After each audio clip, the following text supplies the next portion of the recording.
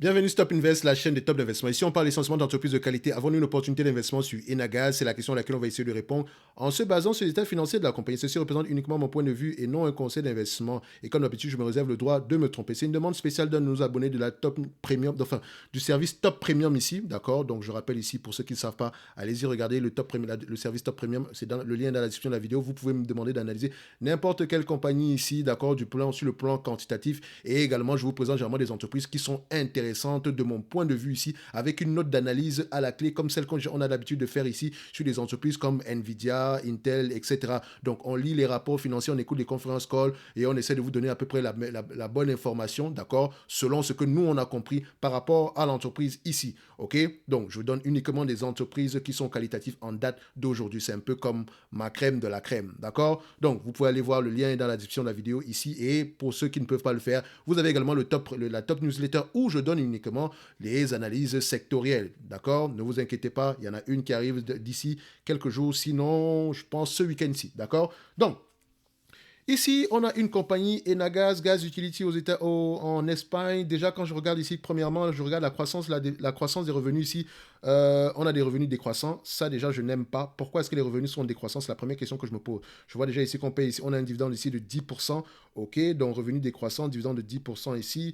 Donc, ça, quand je regarde la captation boursière, on paye à peu près 400 millions ici pour le dividende. OK, alors qu'on a 900, alors qu'on a à peu près 900 millions de revenus ici et on a une dette aux alentours de 4 milliards. Ça, déjà, je n'aime pas, encore une fois. Donc, quand je check ici, pourquoi le revenu baisse? C'est la question qu'il faut que vous vous posiez déjà.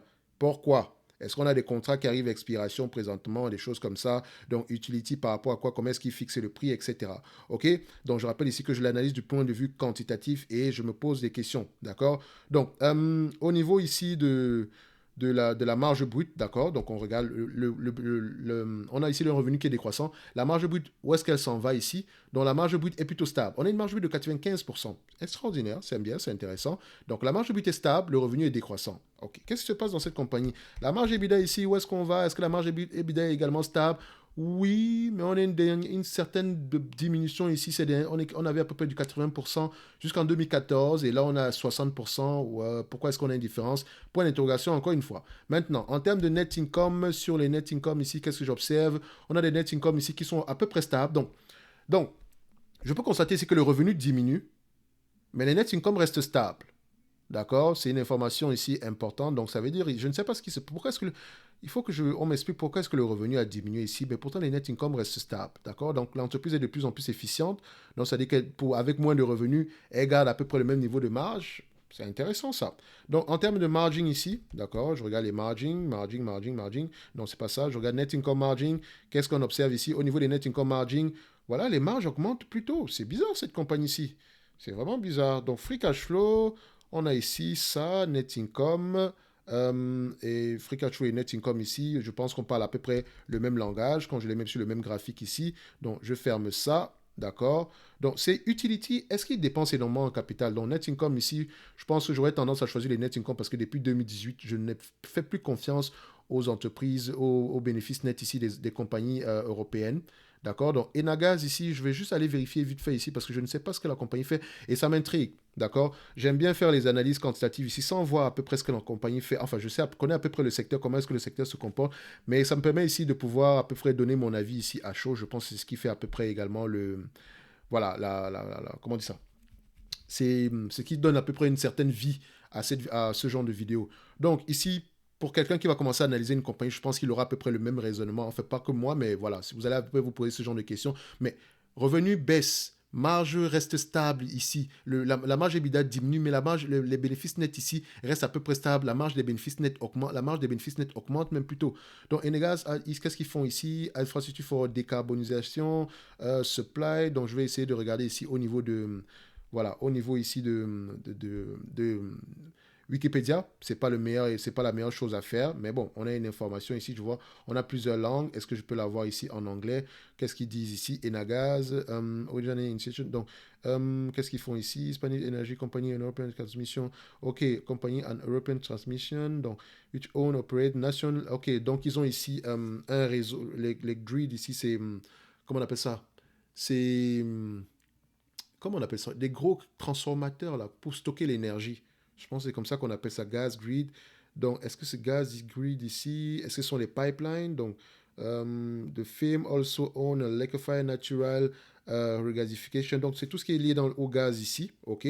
Donc, peut-être ici, la variation du prix du gaz ici influence également le chiffre d'affaires ici. And the country où elle va, donc, it owns 50% Planet Bill Barrow, 75 Sanagaz, donc, ok. Company was found, ok, with aim to create a national network of gas pipeline. Ok, les pipelines de gaz ici. Ok, donc, Fire Natural acquire controlling stake in company. Sayanaga the merge was gradually gas gradually decrease. Ok, donc, gaz natural gradually 5%, the maximum allow any charge order. Ok, parfait.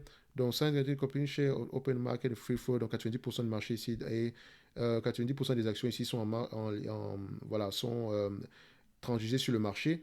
OK, storage and transportation of natural gas. Donc, c'est-à-dire ici stockage et transport du gaz ici naturel, donc sans doute pour alimenter les maisons ici, pour le chauffage, etc. Donc, le prix également. OK, parfait. Donc, je vois à peu près ce qu'on fait ici. OK. Donc, ça peut être un business durable, mais j'aimerais aller plonger ma tête dans les contrats ici pour voir comment est-ce que le prix est fixé, etc. Donc, n'empêche, ici, on a des marges de près de... Bon, vu que c'est du gaz, est-ce que le prix influence cette compagnie-ci en date d'aujourd'hui? La pandémie a commencé, vous voyez ici que le prix du gaz est à un niveau, on est à 42%, alors qu'en moyenne, nous sommes à 35% par là. Qu'est-ce que je dois prendre? Il ne faut pas que je prenne des marges qui sont élevées parce qu'on a un prix du gaz très élevé ici. Donc, je dois me protéger au maximum. Sur les 10 dernières années, nous avons à peu près quelque chose autour de 35%. Je vais prendre 35%. OK? Je prends 35%. D'accord? Au niveau de net income. Pas ce qui est écrit ici aujourd'hui. Sauf si on a fait une acquisition ici ou bien voilà, le business a changé. Mais tout ce qui se passe à partir de 2021, 2022, je commence à prendre ça avec des pincettes. Donc, je prends mon 35% ici. OK? Donc, ici, 35%. Le revenu attendu par les analystes, c'est combien? Les analystes attendent à peu près à voir combien en termes de revenus. Euh, Oh, le revenu est de plus en plus décroissant ici. C'est bizarre. En fait, il faudrait regarder pourquoi est-ce que ce revenu est décroissant. Parce que ça continue, ça me stresse un tout petit peu. D'accord? Donc, le revenu ici est aux alentours de 935 par là. Alors qu'aujourd'hui, on est à combien? 972. OK, je vais prendre 935. D'accord? 9, 3, 5. Maintenant, nombre d'actions. Qu'est-ce qu'on obtient ici en termes de nombre d'actions? OK. On a quoi? On a à peu près 261. Je vais mettre ici 262. Je ne vais pas me casser la tête. 262, ça ne va pas changer de grand-chose. 262. OK.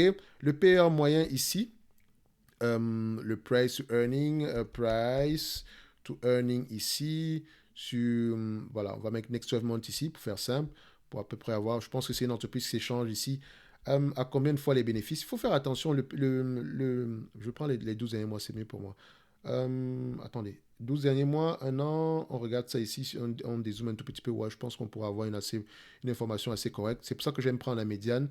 Donc ici, on a 13 fois les bénéfices. 13 fois les bénéfices sur les 10 dernières années, 12 fois les bénéfices sur les 20 dernières années, 13 fois les bénéfices, toute la période, 13 fois les bénéfices. Je pense que le marché prend déjà en considération une partie de la dette ici. Donc ça, c'est une entreprise qui peut s'échanger littéralement voilà, on peut aller jusqu'à 15 fois les bénéfices, parfois même on peut aller à 17 fois les bénéfices. Mais je ne sais pas pourquoi je pense que je prendrais 15 fois les bénéfices ici. Parce que si je prends 13 fois les bénéfices, on aura tendance à sous-évaluer cette entreprise ici. Je pense que ça prend en considération la dette le 13 fois les bénéfices. C'est ça le problème généralement quand le marché commence à prendre en considération la dette. Donc 13 et 15 fois. Et vous allez même voir que certains pays, ici, vous allez voir que vu que c'est un utility, ça sera 20 fois les bénéfices. Mais il faut voir ici, qu'est-ce qui se passe? Est-ce qu'il y a des contrats qui arrivent à expiration? C'est bizarre cette affaire-là. Donc la dette nette ici, il faut aller vérifier au niveau des rapports financiers quelle est la véritable dette nette ici. Parce que quand moi je prends ceci, c'est un agrégateur. Donc ici, il prend ce qui est affiché présentement et il ne fait pas la différence si c'est une dette pour les loyers ou bien c'est une dette ici qui n'est pas liée directement à l'entreprise, des choses comme ça, d'accord? Ça peut être ici une dette ici qui n'influence pas, au cas où on fait défaut ces dettes-là, ça ne va pas impacter la bonne marche ici de l'entreprise. Donc, il faut faire attention ici. Donc, 3 milliards 660, donc 3 milliards 660 ici, je mets l'information, 3,66. OK, on a tous les éléments nécessaires. 9, 3, 5. Multiplié ici par combien? 35%. On arrive à combien? On arrive à 327. Multiplié par, je vais commencer 15 fois les bénéfices. On arrive ici à 4 milliards 900. Moins la dette nette aux alentours ici de 3 milliards 660. On arrive ici à combien? 1 milliard 248 divisé par le nombre d'actions, à peu près 262. 262 ici. On arrive à peu près à une valorisation à 4,76 $. 4,76 €. OK. Ça, c'est si je prends en considération la dette avec 15 fois les bénéfices. Et je vous ai dit que je suis mal à l'aise à prendre 15 fois les bénéfices pour cette compagnie-ci. Tout simplement parce que je pense que ça peut aller à plus, ça peut avoir des multiples bien plus élevés que ça. Généralement, les entreprises dans son secteur, c'est au moins 17 fois les bénéfices à 20 fois par là. D'accord. Donc, c'est ce qui m'inquiète ici. Je pense que le marché a pris en considération la dette. Et bon, comme c'est le cas, moi, ce que j'aime pour me protéger, je fais ceci. Le 935 fois 35 ici, ça donne combien? On est à peu près à 327 millions, multiplié par 10 fois les bénéfices ici, d'accord? Qui est mon minimum ici que je prends généralement sans prendre en considération la dette, divisé par le nombre d'actions à 262 millions. Donc, je dirais ici que l'entreprise a une valorisation aux alentours de, à X10 ici, on sera aux alentours de 12,50 $, 12,5, 12,50 €. OK? Donc 12,50 €, c'est la valorisation de cette compagnie en date d'aujourd'hui. OK, je ne paierai pas plus de 12,50 € ici. Et s'il fallait même l'évaluer à 20 fois les bénéfices, disons 327 fois 20 fois les bénéfices ici, moins la dette nette aux alentours de 3,660, divisé par le nombre d'actions ici aux alentours de 262, on arrive aux alentours de 11 € par là. Donc on n'est pas loin du X10 ici. Donc c'est pour ça que je reste au niveau du X10. Donc au niveau ici du nombre d'actions, pas du nombre d'actions, au niveau ici des actifs tangibles par action, vu que c'est une compagnie ici qui doit avoir des actifs. Donc, on regarde les actifs tangibles net par action ici. On a à peu près ici quelque chose aux alentours de 3 milliards 400 ici. Donc, quand je prends l'entreprise du point de vue des actifs tangibles net par action, tangible book value per share, on arrive ici à combien? À 13 €. Donc, si on prend les actifs tangibles net par action ici, on est aux alentours de 13 €. C'est-à-dire que si on vend, voilà, si on décide ici de vendre à peu près l'entreprise ici à la valeur réelle de ses actifs, enfin la valeur ici au niveau des bilans financiers, on n'aura pas plus que 13 €. D'accord. Donc, ça qui permet, on se rapproche encore une fois du 12,50 € ici. Donc, on se dira, ça nous permet encore de se dire que l'entreprise ici et la valorisation est sans doute aux alentours des 12,50 €, 13 € par là. D'accord. En date d'aujourd'hui, si vous payez cette entreprise en date d'aujourd'hui, vous payez à peu près un certain, voilà. Il faut absolument qu'elle rembourse cette dette-là. On a à peu près 3 milliards 600, on rapporte à peu près 300 millions, on paye 10% pour la dette ici. Donc, techniquement, par rapport à la capitalisation boursière actuelle, on paye 400 millions pour la dette. D'accord. Je ne dis pas que le payout ratio est élevé, mais quand on regarde déjà ici, donc le payout ratio, payout ratio, on est à combien ici?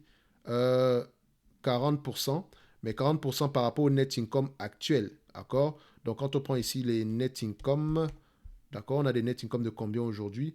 On a des net income de 4 milliards, 4 milliards 500. Comment est-ce que ça donne 10%? C'est bizarre. Il y a quelque chose qui ne marche pas ici. Dividende. Comment dividende paye ici?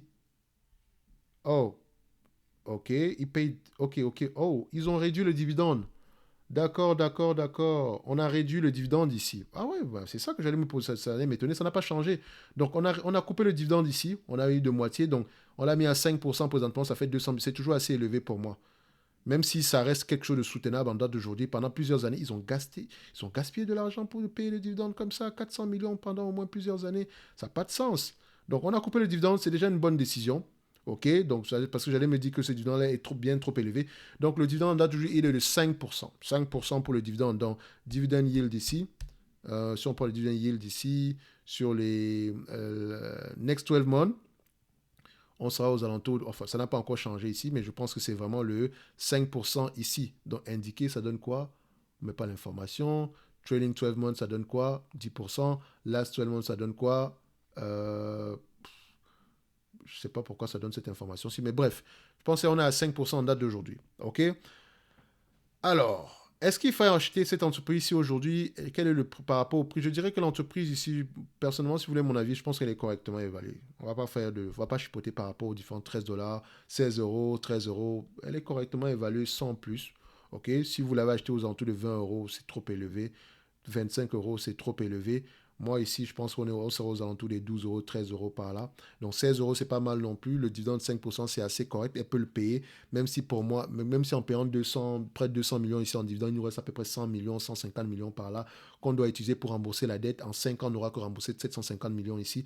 Donc, je dirais que c'est surtout, vu que ce sont des actifs durables ici, elle peut avoir ici un taux d'intérêt des taux d'intérêt attractifs, cette dette-là, ainsi qu'un taux de maturité très élevé, ainsi qu'une maturité très élevée sur la dette moyenne ici. Donc, voilà, ça peut être un prix, Je pense que le prix est juste correct pour tout ce que je vois ici. Est-ce qu'idéalement, c'est une entreprise que je vais acheter au prix actuel? Non, pas du tout. Certainement, non. C'est un truc que je vais aller regarder pour le risque que je prends ici aux alentours des 5 euros par là, 5 10 euros par là, d'accord? Surtout aux alentours de ces actifs nets par action ici, ça pourrait m'intéresser. En dessous de ces actifs nets par action, ça pourrait être intéressant. Elle est une énorme dette ici. J'ai envie de voir, je veux qu'on recommence à penser au remboursement de cette dette-là. Donc, c'est ce qu'il faudrait rechercher dans les rapports financiers. Est-ce que l'entreprise indique ici qu'ils vont commencer à rembourser les dettes? D'accord? Quel est leur objectif par rapport à la dette ici? Vous allez voir ici qu'en termes, est-ce qu'au niveau des investissements ici, est-ce qu'ils investissent, est-ce que les investissements ici sont correctement faits, d'accord? Donc quand on regarde la dette nette ici parce qu'on ne veut pas se retrouver avec des infrastructures ici qui sont vieillissantes, donc c'est pour ça que je demande, est-ce que le niveau de dette, est-ce que comment on appelle ça, la dépense en capital ici est soutenable, d'accord? Donc ici on a un net debt to EBITDA aux alentours de 6, c'est trop élevé. Et quand je prends ici dette nette sur EBITDA, moins la dépense en capital ici, on est à combien? On est à peu près à 6,7, ça va, c'est correct. On a connu des 10. Bon, si on part aux États-Unis, on aura pire que ça. Donc ça va, je peux dire que Enagaz ici, correctement évalué sans plus. Le dividende ici est de 5%. Moi, personnellement, je n'achèterais pas cette entreprise-ci à ce prix-ci. Mais bon, ça c'est juste mon avis à moi. Mais ça demande une lecture approfondie par rapport à la dette ici, par rapport aux actifs et par rapport au fait que le revenu diminue ici. Pourquoi est-ce qu'il y a une influence ici? Mais je peux déjà constater, c'est peut-être par rapport au prix du gaz ici. Mais bon, il faut toujours aller regarder dans les rapports financiers qu'est-ce qu'il en est réellement. Donc, on va se donner rendez-vous sur la prochaine vidéo. Un like, un abonnement, ça fait toujours plaisir. Si vous aussi voulez qu'on analyse vos entreprises de cette façon-là, de manière quantitative, le lien vers la newsletter Top Premium, le lien vers le service Top Premium est dans la description de la vidéo. Ici, il y a d'autres choses derrière ce service-là. Donc, vous avez ici également mes choix personnels ici avec un suivi avec un suivi ici, avec des notes d'analyse ici. Donc, généralement, les notes d'analyse, en moyenne, c'est 2 fois par an. D'accord? C'est-à-dire que, voilà, je me réserve le droit de publier au moins 2 fois par an. Donc, je ne parle pas juste d'une entreprise. Je ne mentionne pas juste une entreprise pour la mentionner, je fais également le suivi. D'accord? Au moins, vous savez que si on a acheté ci, c'est par rapport à ça. Donc, la vidéo, on a une vidéo d'analyse à chaque fois qui est toujours privée ici. Par exemple, les analyses quantitatives ici, vu que c'est vous qui les demandez, donc c'est généralement, ça peut être public ici. Mais si je partage une note avec vous, une note que moi j'ai choisie, ou bien une note que vous avez peut-être demandé, parce qu'il y a des notes que j'ai, d'accord? Que vous n'avez peut-être pas demandé. Par exemple, dernièrement, j'ai donné une note par rapport à Ferrari ici, parce que j'avais mentionné que la note sur Ferrari, je l'avais déjà, et ainsi que la note sur Mercedes également ici. Donc, les notes également ici, ça dépend de quoi? Ça dépend de mes lectures. Parfois, je peux écouter un conference call ici parce que j'ai commencé à m'intéresser au secteur de automobile. Parfois, généralement, quand je m'intéresse à un secteur en particulier, comme par exemple la dernière fois, on a parlé ici du secteur des semi-conducteurs. J'ai déjà à peu près lu sur la plupart des entreprises parce que ce qui m'intéresse, vous savez que ces temps-ci, c'est un secteur qui m'intéresse énormément parce que je suis très investi sur Intel. Donc, j'essaie de me renseigner également où est-ce qu'on se situe, qu'est-ce que les compétiteurs font, etc. Donc, je m'intéresse à l'industrie en général et j'ai à peu près des notes sur la plupart des compagnies ici. Mais ça ne veut pas dire ici que vous allez me demander une note, je vais la faire ici en 2 jours. Non, pas du tout. Attention. Non, non, non. Ça peut me prendre à peu près 7 jours par là parce qu'il faut que je réécoute le conference call. Parce que moi, je lis sur les. Comment on appelle ça? je, J'utilise beaucoup le papier. Donc, généralement, quand je lis un transcript, je l'imprime. Je ne vous ai pas encore montré mon bureau, mais j'ai une imprimante. Ça me coûte cher en termes d'imprimant, en termes d'encre ici chaque année. D'accord? Parce que moi, j'aime lire sur papier, j'aime écrire également. Donc, les notes, quand vous me demandez ça, il faut que je retourne, je lise, etc. Donc, ça me prend du temps. Et pour le prix que ça coûte, sérieusement, vous allez voir que c'est cadeau. C'est pour ça que je ne parle pas du prix ici. Vous allez voir que, voilà, un an ici, c'est bien justifié et c'est rien du tout. Et il y aura même un service, il y a quelque chose en supplément qui arrive, je n'en ai pas encore parlé, mais on va en parler dans quelques jours, ok? Et vous allez voir que le prix ne sera pas très différent ici. Donc, pour ceux qui s'abonnent en date d'aujourd'hui, vous aurez encore plus de surprises que ça, notamment le suivi de mes actions, le suivi des différentes vidéos qu'on a fait ici. Donc, vous savez qu'on a fait plusieurs vidéos ici. J'ai donné un prix cible et j'ai un document Excel par rapport à ça. Donc, le document ici, je vais vous le partager également. D'accord? Donc, il n'y a pas que ça dans les notes. Donc, ça, c'était une parenthèse ici par rapport aux notes d'analyse et au service Top Premium. Donc, allez-y, c'est moi le sponsor de la vidéo ici, donc j'en fais mention à chacune de mes vidéos. Et alors, c'est pas une obligation, n'est-ce pas? Donc, on se donne rendez-vous sur la prochaine vidéo. Et d'ici là, portez-vous bien. Merci.